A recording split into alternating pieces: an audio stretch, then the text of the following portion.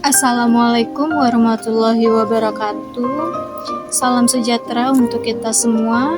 Yang terhormat Bapak Laude Muhammad Nikmat, SE MSI, selaku dosen pengampu mata kuliah Perbankan Syariah. Video ini saya buat untuk menyelesaikan tugas besar mata kuliah Perbankan Syariah. Perkenalkan, nama saya Laili Amanah Sutisna, NIM 111222018 dari Prodi Manajemen Universitas Dian Nusantara. Pada kesempatan kali ini, melalui video yang saya buat, saya ingin memaparkan salah satu materi dari mata kuliah Perbankan Syariah, yaitu Pembiayaan Murabahah Bank Syariah.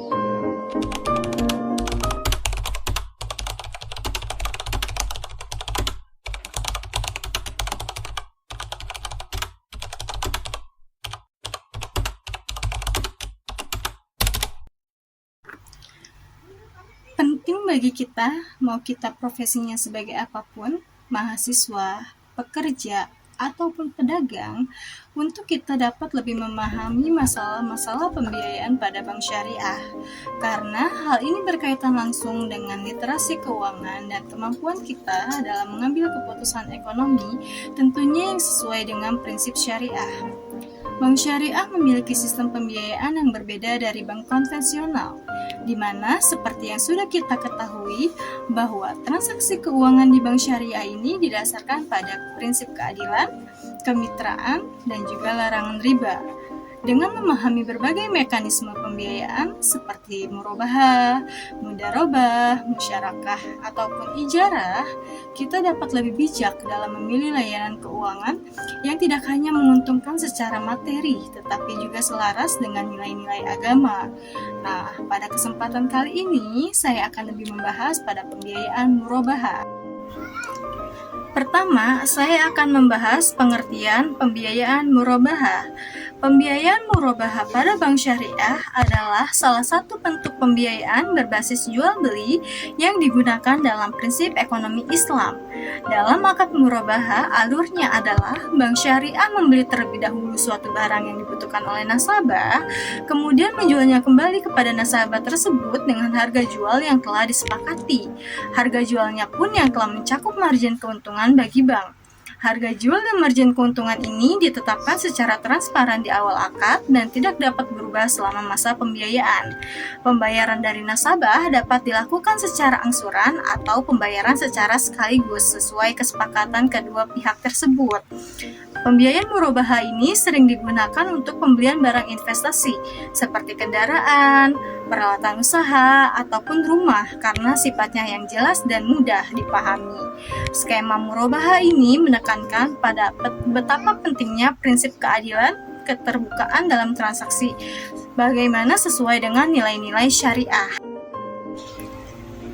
Pembiayaan murabahah memiliki dasar hukum yang kuat dalam syariah Islam. Dasar hukumnya bisa kita lihat pada surah yang ada dalam Al-Quran, hadis, ijma ulama, serta fatwa lembaga resmi seperti DSN MUI, Dewan Syariah Nasional Majelis Ulama Indonesia. Al-Quran Surat Al-Baqarah ayat 275 yang memiliki arti orang-orang yang memakan riba tidak dapat berdiri melainkan seperti berdirinya orang yang kemasukan setan karena gila. Yang demikian itu karena mereka berkata bahwa jual beli sama dengan riba, padahal Allah telah menghalalkan jual beli dan mengharamkan riba. Barang siapa mendapat peringatan dari Tuhannya, lalu dia berhenti, maka apa yang telah diperolehnya dahulu menjadi miliknya dan urusannya kepada Allah. Barang siapa mengulangi, maka mereka itu adalah penghuni neraka, mereka kekal di dalamnya.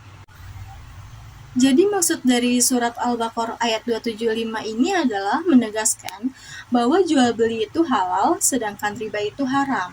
Dan ini menjadi landasan utama bahwa transaksi murabahah yang termasuk akad jual beli itu diperbolehkan selama tidak mengandung unsur riba. Lalu ada juga terdapat Al-Quran surat An-Nisa ayat 29 yang artinya adalah, wahai orang-orang yang beriman, janganlah kamu memakan harta sesamamu dengan cara yang batil atau tidak benar, kecuali berupa perniagaan atas dasar suka sama suka di antara kamu. Janganlah kamu membunuh dirimu, sesungguhnya Allah adalah Maha Penyayang kepadamu. Maksudnya adalah Allah memerintahkan agar kita tidak mengambil harta orang lain dengan cara yang batil, kecuali melalui perdagangan yang dilakukan secara suka sama suka. Artinya, dalam murabahah harus ada kejujuran, kesepakatan, dan tidak ada paksaan. Lalu ada dari Fatwa DSN MUI nomor 04/DSN/MUI/4/2000, di mana ini memperjelas bahwa murabahah adalah jual beli barang dengan menyebutkan harga pokok dan margin keuntungan yang disepakati bersama. Ada banyak sekali fungsi pembiayaan murabahah pada bank syariah, tetapi di sini saya hanya menjelaskan 3 fungsinya saja. Dalam perbankan syariah, pembiayaan murabahah ini bukan hanya sekedar produk keuangan biasa. Ini menjadi cara yang menghubungkan kebutuhan masyarakat dengan prinsip-prinsip Islam yang jelas. Yang pertama, murabahah merupakan solusi pembiayaan yang halal dan sesuai syariah. Sistem ini tidak menggunakan bunga, melainkan hanya jual beli dengan margin keuntungan yang sudah disepakati di awal. Nasabah jadi tahu dengan jelas berapa harga barang dan berapa keuntungan bank, sehingga tercipta kepercayaan tanpa ada unsur riba yang dilarang dalam Islam. Dengan murabahah, masyarakat bisa memenuhi kebutuhan seperti rumah, kendaraan, ataupun modal usaha tanpa harus melanggar prinsip agama. Fungsi yang kedua adalah murabahah ini berperan sebagai penggerak ekonomi real. Dana yang diberikan melalui pembiayaan ini digunakan untuk transaksi yang nyata, seperti membeli barang, alat produksi, atau bahan baku usaha. Berbeda dengan sistem keuangan yang terkadang hanya berfokus pada spekulasi, murabahah benar-benar mendorong aktivitas ekonomi yang produktif. Dengan begitu, uang berputar di sektor yang menghasilkan manfaat langsung, misalnya membantu UMKM berkembang atau mendukung kegiatan usaha di desa. Fungsi ketiga yaitu dilihat dari sisi bank syariah itu sendiri. Murabahah menjadi sumber pendapatan yang stabil dan terjamin, karena margin keuntungan sudah ditentukan sejak awal. Jadi bank punya kepastian pendapatan tanpa harus menunggu hasil usaha nasabah yang bisa fluktuatif.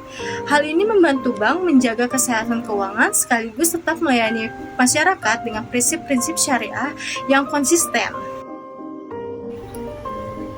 Pada slide sebelumnya, saya sudah menjelaskan bagaimana pembiayaan murabahah dan sempat saya singgung juga di slide sebelumnya, bagaimana sih alur dari pembiayaan murabahah.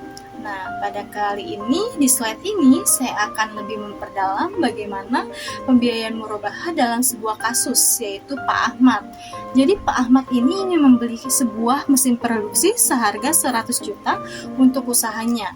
Karena Pak Ahmad ini memiliki keterbatasan modal, Pak Ahmad mengajukan pembiayaan murabahah ke bank syariah. Kemudian margin yang disepakati antara bank dan Pak Ahmad ini sebesar 10% dari harga pokok.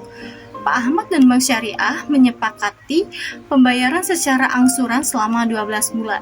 Bagaimana prosesnya sih? Awalnya gimana? Nah, awalnya ini adalah Pak Ahmad mengajukan permohonan pembiayaan murabahah ke Bank Syariah untuk membeli mesin produksi seharga 100 juta. Kemudian setelah disetujui, Bank Syariah membeli mesin tersebut dari supplier dengan harga 100 juta. Lalu, bank menambahkan margin keuntungan yang telah disepakati dengan Pak Ahmad sebesar 10% dari harga pokok. Jadi perhitungannya adalah 100 juta ditambah 10% dikali 100 juta sama dengan 110 juta. Jadi harga jual kepada Pak Ahmad ini adalah 110 juta. Kemudian, Pak Ahmad dan Bank Syariah ini menyepakati pembayaran secara angsuran selama 12 bulan. Jadi, dari total harga itu 110 juta dibagi 12 bulan, sama dengan 9.166.667 per bulannya. Jadi, Pak Ahmad membayar cicilan sebesar 9.166.667 rupiah setiap bulan ke Bank Syariah selama 12 bulan. Murabahah versus pay later atau kredit online. Bagaimana sih perbandingan dari kedua hal tersebut?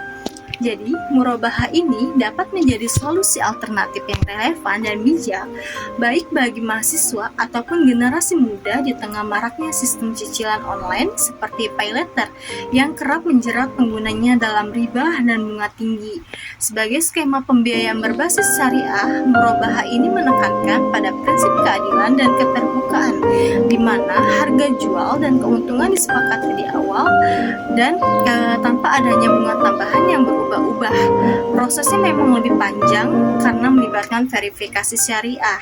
Namun justru hal ini adalah yang mendorong sikap kehati-hatian dalam bertransaksi dan penggunaan dana secara produktif seperti untuk pendidikan, usaha, atau kebutuhan pokok lainnya. Berbeda dengan paylater yang mendorong konsumsi instan dan gaya hidup yang impulsif, murabahah mengajarkan nilai tanggung jawab finansial dan pembelanjaan sesuai kemampuannya. Dengan demikian, murabahah ini tidak hanya menjadi alternatif bebas riba, tetapi juga alat edukatif dalam membangun literasi keuangan yang sehat bagi generasi muda. Sebagai kata pengantar penutup, saya akan memberikan sebuah kesimpulan dari kata murabahah itu sendiri. Yang pertama yaitu M. Memahami konsep keuangan syariah adalah langkah awal menuju literasi keuangan yang sehat. U. Utamakan prinsip syariah, bebas dari riba dan juga spekulasi. R. Raih keberkahan melalui transaksi jual beli yang adil dan transparan. A. Angsuran jelas, margin keuntungan disepakati di awal. B. Bangun ekonomi real lewat pembiayaan sektor produktif. A. Alternatif cerdas dari cicilan konsumtif seperti paylater. H. Hindari jebakan bunga, pilih pembiayaan yang aman dan sesuai nilai agama. A. Arahkan keuangan untuk tujuan yang bermanfaat dan sesuai kebutuhan. H. Hidup lebih tenang karena keputusan keuangan selaras dengan iman. Terima kasih telah menonton video ini sampai selesai. Sampai jumpa kembali.